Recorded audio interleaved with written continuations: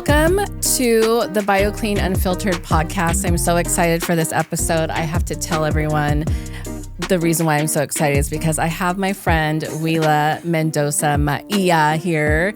And Uila, I've known you for over 20 years. Forever. We worked together because I was in escrow, you're in mortgage lending. Mm-hmm. And I think we started in 2009 because when I started working with Jeremy Mellick is when I worked with Tom O'Hearn, which is who you're on which you've been with for over 20 years too. Get up there. God. I feel like we lose track of time. I know. I think the mortgage industry sucks you in like that. Oh my gosh, right? But what I want the listeners to know why I asked you to be on my podcast is because we've been friends, but I always see you on your social media and TikTok, and you have to follow her if you have TikTok because your TikTok's insane. But you're about your community, the Polynesian culture. You're about your son and his football games, and you're outside of lending. You are really so socially attractive to me. Like, God, I want to go to that game. Like, I honestly want to go and drive to Tacoma and see you because you make it so like fun, and you do these dances with your girls and your sisters, and it's like, wow, it's really, really empowering for me to see that. And so thank you so much for being here. Here I am thinking it's just a normal, TikTok. Yeah. Such a mom when it comes to that. But it's like our norm to be outside of our own careers. We try to kind of, just kind of relax. And you have to have fun. You have fun. You have so much fun. One thing I like to kind of research on my guests before they come in. So what I want our listeners to know, you are of a Samoan and Tongan descent. Yeah. Okay. Sorry, I have my phone. I had cards, but I forgot them. It's okay. Sorry about having my phone. You were born in Honolulu. Yes, I was. Hawaiian. I was born and raised in KPT. So if you're from Hawaii, you know that in Kalihi, in the high rise. So it's public housing. Okay. So I always tell them from one ghetto to another ghetto. But because you also spent part of your youth in Compton, California. And then from there, I grew up You went to the other ghetto. So if you're from Compton, you know where Park Village is. Oh my God. I think it's called Jasmine Gardens now. It's a damper on the ghetto. So it's high class, like Target and Target. Yeah, okay. So I grew up there as well. And for the last 25 years, you've been an avid supporter of your Polynesian community. You've done so much for your Polynesian community here in Tacoma, or is it everywhere in Washington? Usually in Pierce and King County. I do branch out to other states as well. Mm-hmm. So I've done things in Utah, Arizona, Texas, California. But for the main part, it's here. Mm-hmm. It's because, I'm an avid believer that if you're going to make a difference, you got to start where you live. Right. Why go and build other communities when start where you're living? Mm-hmm. And so Washington is known, especially where I live at, is predominantly Samoan. Mm-hmm. There's huge Polynesian in general, but condensed Samoan community in the Pierce County, King County area. I know a few over there. Yeah. So there's, so it was kind of easy jumping into it. And I look at those kind of, community buildups because it's you see the effect of how it transpires in our youth. Mm-hmm. So I came up here in the 90s. We left Compton and I came up here in middle school time. Mm-hmm. And so it was growing up in Tacoma Public Schools. Mm-hmm. It was different back then than it is now. Mm-hmm. And so I grew up in Tacoma Public School. Yeah. And I don't I guess a lot of people think that, hey, it's better to put our children in private schools. But I'm an avid believer that education is great, regardless of if it's public education. Oh, yeah. Or private. It just depends on the student themselves. Right. So I push, I would have rather, it's nice to afford and put our kids and put them in private school and have better opportunities, or per se that they say better opportunities. But I believe that, greatness still does come out of public schools. Yeah, because you are an avid supporter also of your son's athletics. And huge. He's big in football. He's huge in football. What's your son's name? NSC. Yeah. So this is one of the reasons why too, because for like identifying, I could have named him any other English name. So I named him after my older brother. His name is Ernest. So NSC in Samoan is Ernest. Yes. And I wanted him because like the listeners do not know that my son is half Samoan and Tonga and Honduran. But you look at my son and he looks straight Polynesian. Yes, he does. He has no boy. Itch. That's why I always tell his dad, he's 80% me, 20% you. He's a handsome little. I mean, I've known you when he was. I've known baby. He is the cutest little boy. I swear. I remember watching him as a baby. Like I want to squeeze this little boy. So he's so cute, and he's still cute. He doesn't like that, but he was a 10-pounder. Yeah. So like he was one of those, little corned beef baby. Yeah. And that's one thing I look at him. I was like, we live in a world where appearance is huge in the sense of how many strikes you get against you, and I say that as a minority. Yeah. So I've always taught him from the beginning, especially as a boy, to be that strong, young man and be firm in what you are and how you uphold yourself. And I remember him coming back from kindergarten one day and he goes, "Mom, I want to change my name because no one can say my name right." And I was like, well, you tell them if they cannot say Ingesi, you tell them to call you Essie. For sure, it's the last part of his name. But he was like, crying, and to have a 5-year-old to be like, I want to change myself to conform myself with how the community views me. Right. And I had to flip it. I'm like, no, it's okay for you to stand alone. It's okay for you to correct people constantly, and it's your best interest to teach them, to always be that teacher. And so ever since then, he was so proud of his name. Yeah, because, we live in a world of, the norm. But what is the norm, And I'm so happy you said that because it's so hard for us minorities too, especially, I don't know if you had this growing up, but I had a lot of that racial slurs at me when back then it was like okay to say it, gook and chink. People say that to me and I'm like, I don't even know what that is, first of all, but I'm Filipino, Yeah. But it's like, we have to teach. And my mom did that to me. She's like, you go get back up and you tell them that's not right. Correct them. And we have to do that extra mile because we are minorities, right? It sucks because, all of that stuff starts at home. Yeah. So whether that strength that I build into my son as a young man or, that armor, I look at it as armor. Right. Because at the end of the day, he can uphold himself in a certain type of way, negatively or positively, but it starts at the homes of all those other kids too. So if I'm here trying to teach my son to be kind and be that person around his peers, I also have to teach him how to build that armor, because sometimes those other children around him or youth around him don't get that same love and that same teaching. Right. And so I always tell him, I say, you know what, at the end of the day, how we raised you, you know how to act, and you need to understand that you can only control what you are and how you act, not how everyone else acts. Do you know how so many kids need to hear this? I mean, trust, not everyone has a parent that can tell them something like this, which is unfortunate.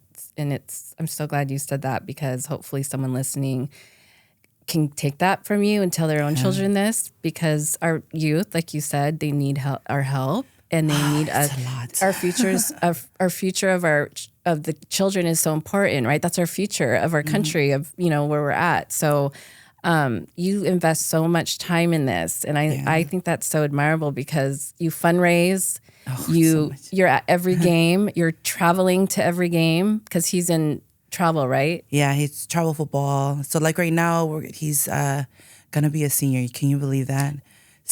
Yeah, I did not. September. I thought for some reason I think he's still like a little junior. No, He's aged for a sophomore, but so he's 16. He turns 17 at the end of August. So he's going into his senior year. Can you believe that? No. And for those who are listening, he's my only son. So it's easy for me as a parent to invest everything in that one child. But I know that there's a lot of parents that can't do that. No. They can't constantly, they got to do what I'm doing times 4, times 5. And so when, how I'm involved with the different football youth organizations, I love it because we're able to create opportunities for those parents that have, great talent.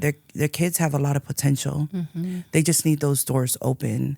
And half of the time, there are leaders in the community that don't even want to build those they don't want to build the door and open it for these kids because it's too much. Right. Like it's easier to just, give those opportunity to other people. But like in everything that I do, even in my career field and how I got into it or anything for the youth, it only takes one person to believe in you. Right. And that one person can change your life drastically. Yeah. And I mean, we talked about how I'm in mortgages. Tom, I mean, it took him to believe in me. And I was just a receptionist, order out girl. I remember when you started. Yeah. And, getting into where I'm at now, where I'm a licensed lender. I remember him coming up to me and was like, you know what? You're wasted talent sitting over here, because he knew I spoke other languages. And I was like, what are you talking about? I'm good. I get paid good. Like, it's good. Can you tell the listeners what languages you speak? So I speak Samoan and I do speak Spanish. Yes, you do. So yeah, I trip out a lot of people when I they know tell when me. you start speaking Spanish, I'm like, what? So when you speak Spanish, you can't understand a lot of Portuguese and Italian because they're like very familiar, like similar. But the Spanish is 100%. And I still translate on the side at like clinics to help people and at the school districts and stuff like that.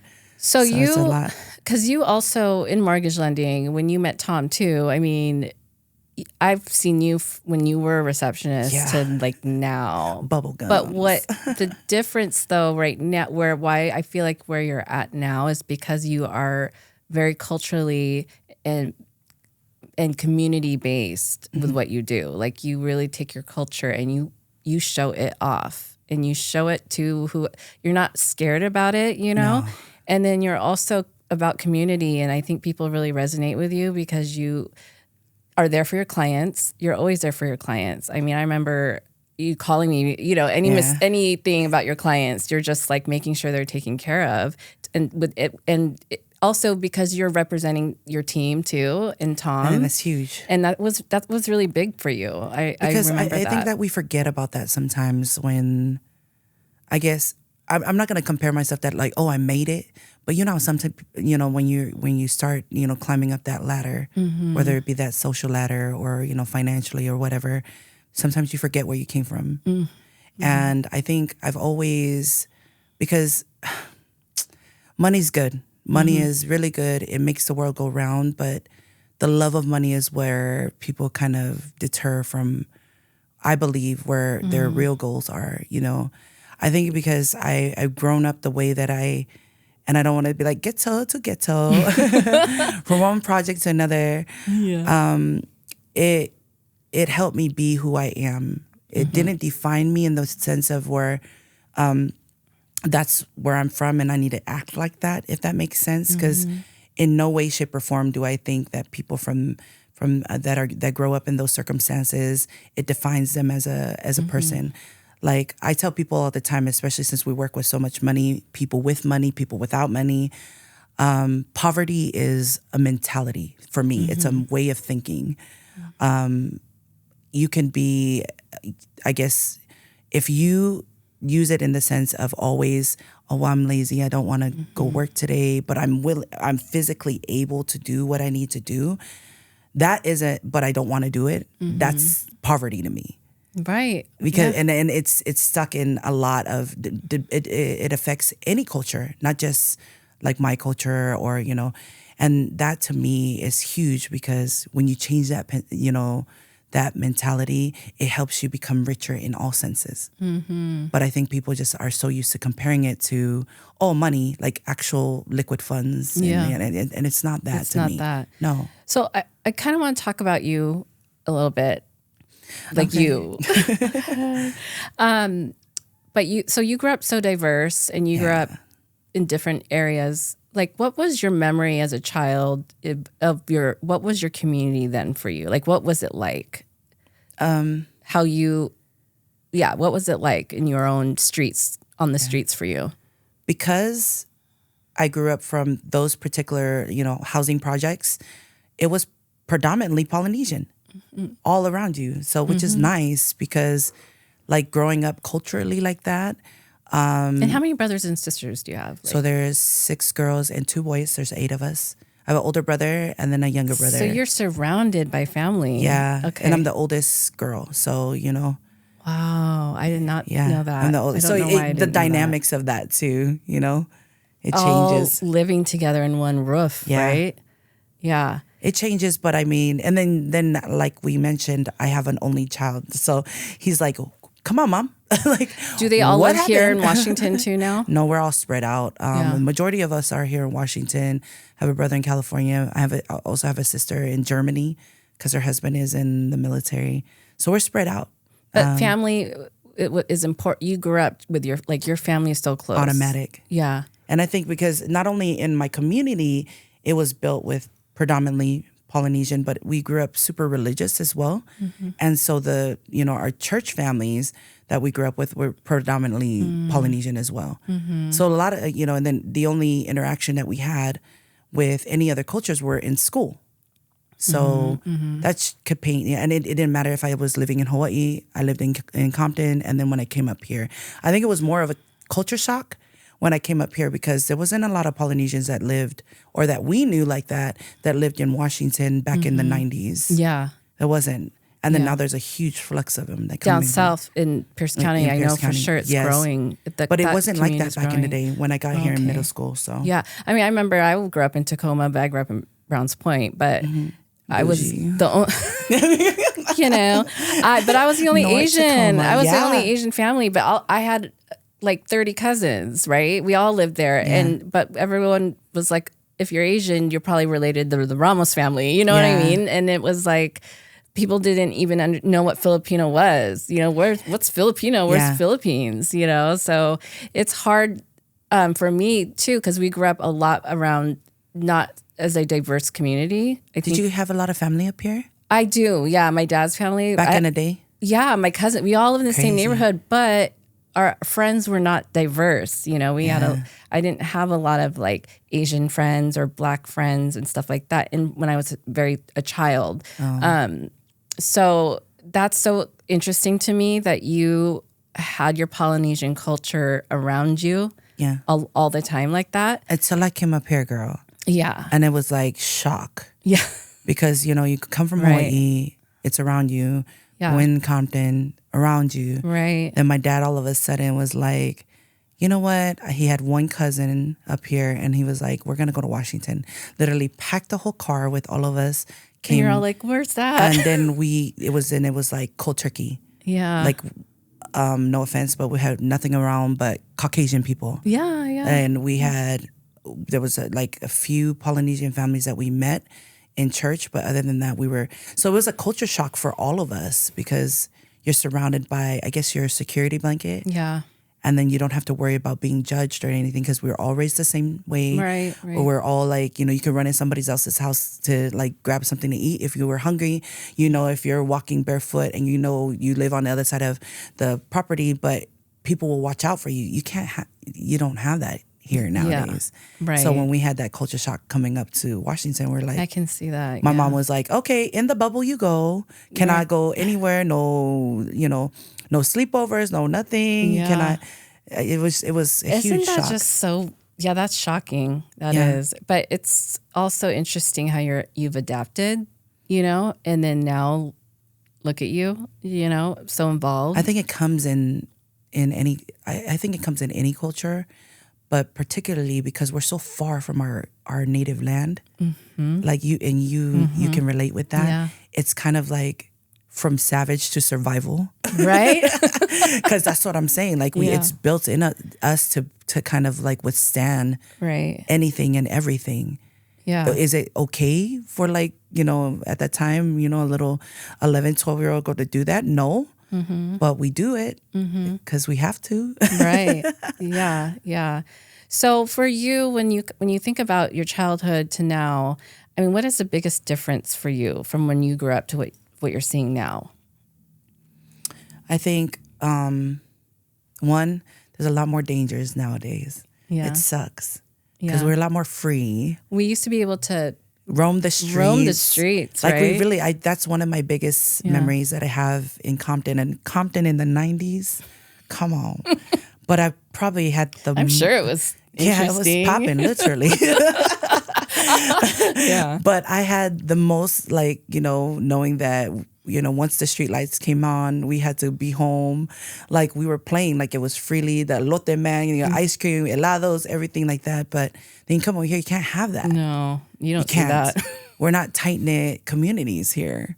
It's different, and I know that it's something that the stories I tell my son, and then compared to how I raised him, he's like, "You're cap," in his words, "You're cap, mom." I'm like, "I'm not."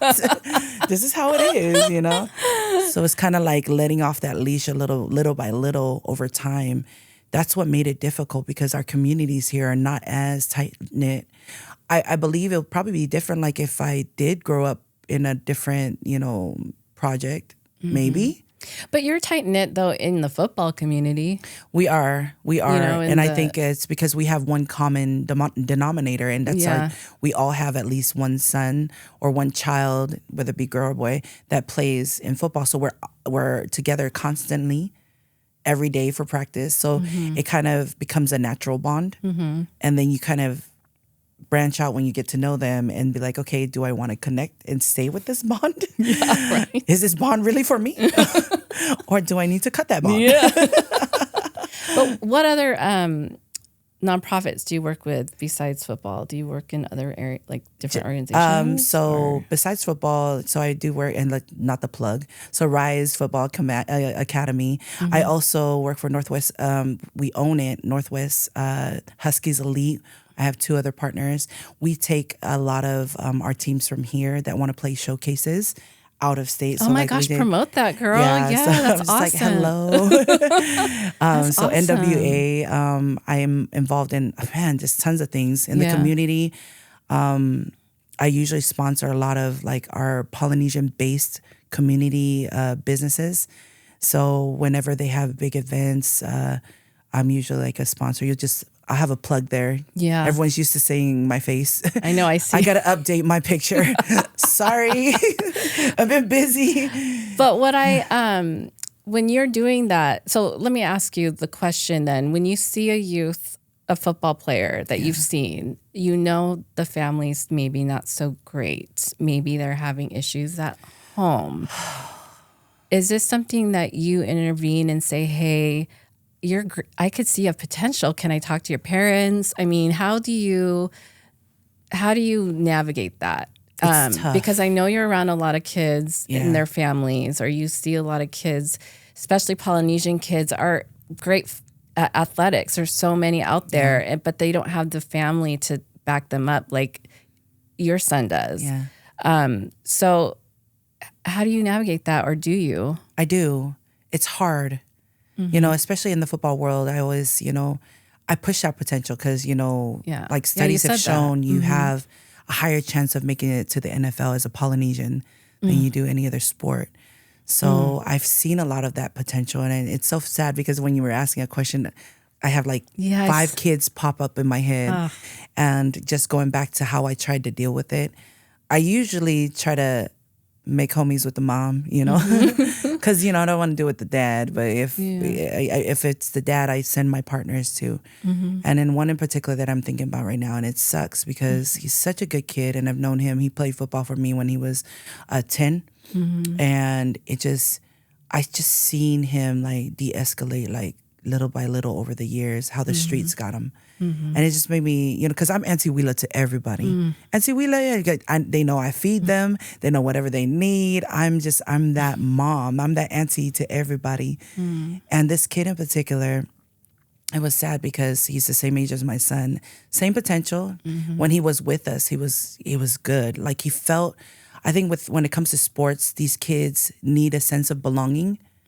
And because if they're growing up Polynesian, I already know how they're growing up, especially if both parents are Polynesian, or especially if both. But, even if it's one and they're traditionally raised, they're so strict on them, super, super strict.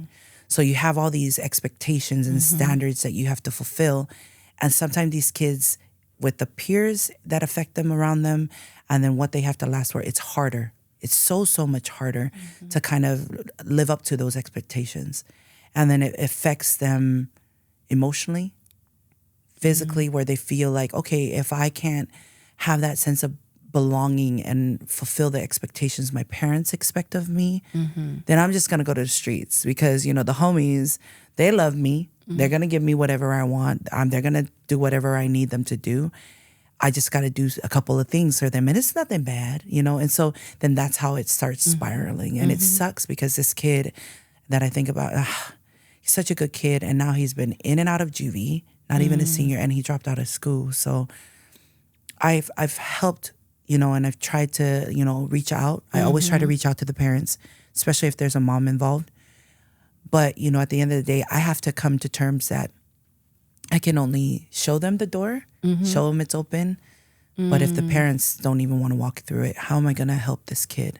Yeah. And that's so hard. That must be hard. Yeah. You grow thick skin working around the youth. Kids have my heart. Well, same with me. Like anyone, yeah.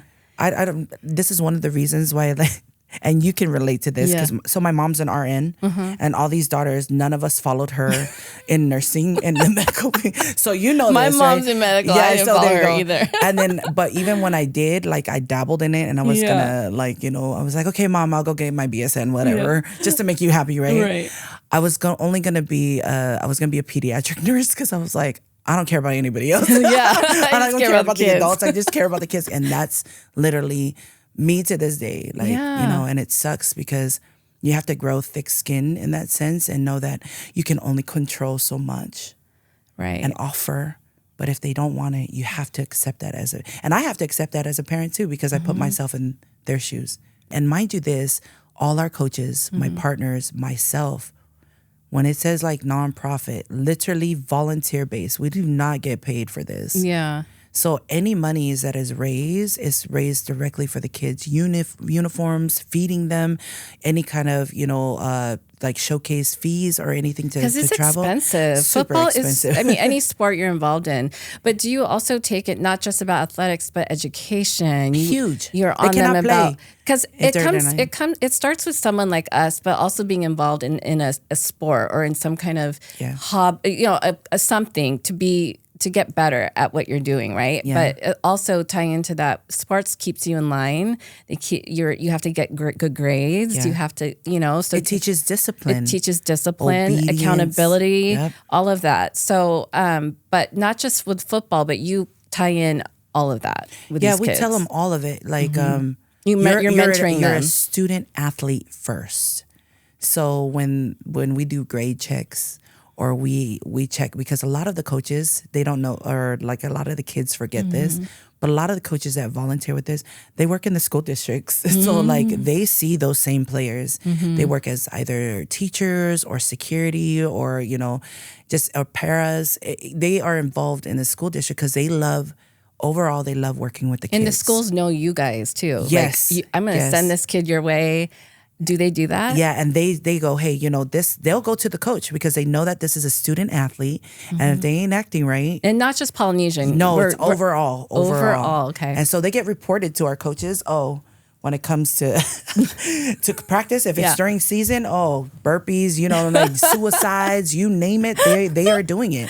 They will pay for it. Yeah. With a smile. But I want to make it clear, it's not just, you have all kinds of football play, all diverse. What's funny is one of the main, where we work with Rise Football Academy, it's predominantly African American. So a lot of people think, yes, I'm going to be harder. I'm actually going to be harder on any kid of minority, but on my little kids, Polynesian kids in general, because I'm what's right. You know it. You were raised the same way I was. Yeah. Your parents are both from Samoa. Your parents, you cannot act. Yeah, or else you get it because later. like in our culture, like you're gonna act, I'm gonna spank you right here. Yeah. I'm gonna throw something. I mean, you see a cleat fall running. Oh my God, it's so different. I mean, it's different, but then over here they call it abuse. I mean, just and in our culture we call it love. Yeah. Hard love. And I got great aim. And you see a cleat like just throwing it on the other side. So, but you can't do that now in this community. No, right? But back when we grew up, it was normal. I don't want to go home. Get a ball upside your head. I'm like, what? You talk it back? Yes. Like, no, I'm not going to talk back. No.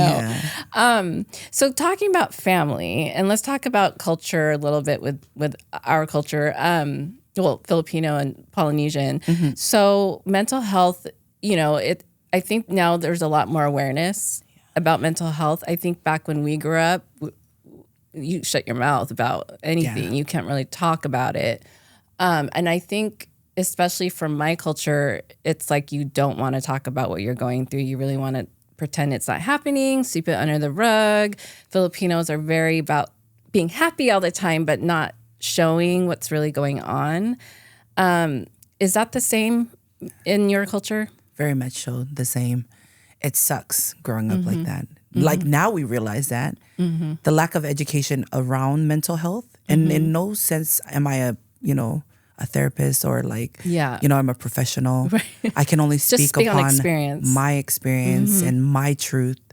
And I'm very lucky that I'm very aware of my truth because some people, it's hard for them to even articulate how they feel, And so I grew up pretty much the same way. Like it's more like, suck it up. Yeah. You're sad or you're depressed. Go wash the dishes. Yeah.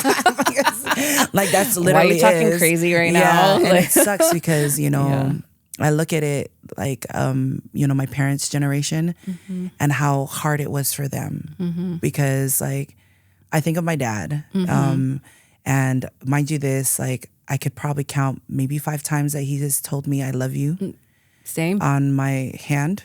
And I know my father loves me because his form of love was providing, working 2-3 jobs to provide for so many children and putting a roof over my head. That was love for my father. And then I remember I would get so I'd get disciplined pretty hard. And if you're Polynesian, you listen to this, you know what I mean by discipline. And it wasn't because I was a bad one. It's because my older brother was a bad one. Yeah. So I had to answer like, I am my brother's keeper. Yes, I know. But I can't help it if he's in the streets. Like, what am I supposed to drag him back? So I got, because I was held accountable for it. So I created a lot of resentment, right? And then over the years, as I was learning about everything that, we were taught in school, I applied it to what my father grew up at. He barely even finished 5th grade. And then I'm like, well, why didn't you, And then you dig a little deeper and for understanding. And then you're like, okay, he didn't because his parents, died back to back. So he had to, and there's like 10 of them. So he had to be that older brother to kind of, provide for his siblings. Because when something like that happens in the islands, you don't stay together. They split you up to whatever family member wants to take you. And it sucks because, even his youngest 2 sisters were toddlers at the time. So him being, that's how I know, as cold as my dad that was to me and my siblings, he has probably the biggest heart. And so him and his one brother that was living at the time, they both worked hard in order to hustle to bring all his siblings back together as he became of age. So I know my father didn't tell me I love you because he was never told I love you. And it takes a bigger person to understand that. Like, he doesn't know what love is in verbally expressing that because he was never taught that. So that's one thing I always, I apply that right now with my son. Any teenage boy that doesn't know how to express their, and I know you do, you know this because you have nothing but boys. Yes. It's harder to It's harder. And I love that you're saying this because the older we get where we realize we didn't get it when we were young. We don't care. We didn't so care. Much because I was never a daddy's girl. We were selfish, right? I'm not a daddy's girl. But we were selfish too. Yeah. We only care about what we're going through. The older you get to this age, you start realizing and start taking consideration of what your parents have been through. Yeah. But I think even more going back to our ancestors or where they grew up, which is another country. Yeah. It's so different in that country, It you is. know? And we have to really dig deeper into that, how they do things differently culturally there. So, it takes a lot of digging. I like how It you does, said, like, because that's what you're peeling off all those layers. and there's so much. Mental health is huge. Yeah, and I'm glad we got that in there because that's kind of the point of this also is talking Yeah. about that, especially with you and in your culture. But I'm glad that we were. I've seen it affect, like I've lived it. You know, I've had a lot of close family members that it affected them so much to where they decided the easy way out. And I hate it because I think because they didn't have those outlets that were healthy for them and acceptable. Because I think a big thing I believe both, but in my culture is pride.